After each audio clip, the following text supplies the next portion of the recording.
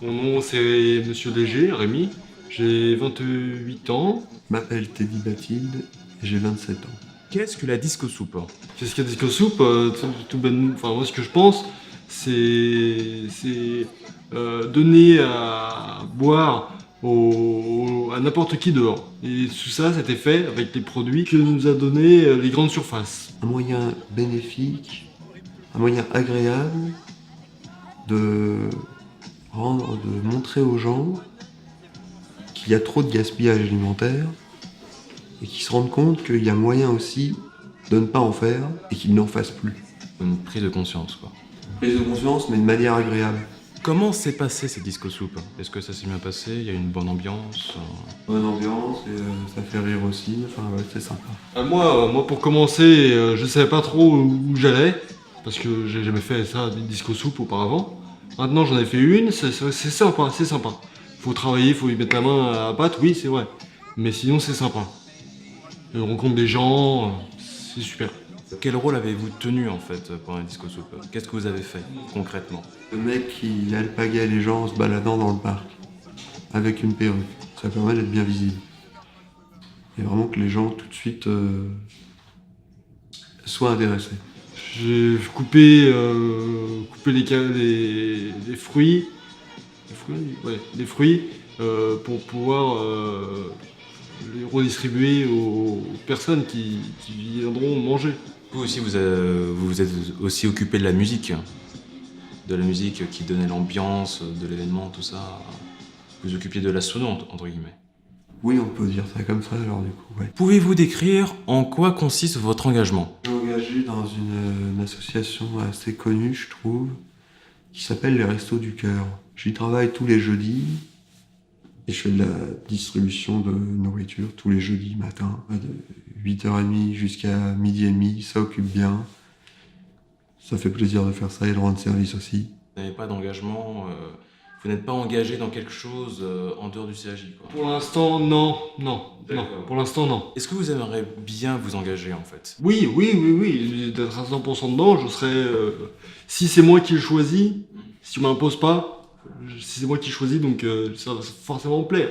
Comment vous êtes entré en contact avec les Restos du Cœur? Grâce au CAJ La Chapelle, puisqu'il y avait plusieurs activités proposées, et il y a aussi cette activité-là de participer au Resto du Cœur. Qu'est-ce qui vous a poussé à vous engager avec les Restos du Cœur en fait? J'ai toujours aimé tout ce qui est en rapport avec le service, tout ça, puis le contact avec les gens, puis le fait de pouvoir rendre service comme ça me faisait plaisir aussi, quoi. Qu'est-ce que représente l'engagement pour vous? Un engagement, ça représente déjà de passer du temps, penser à qu'est-ce qu'il faut que je fasse, s'il y a fait, et quelque chose à faire. Comment se sont passés les premiers pas? Est-ce que vous avez rencontré des difficultés lorsque vous avez commencé à vous engager dans les Restos du Cœur? Première fois, pas beaucoup d'initiatives, puisque j'étais vraiment dans mon poste.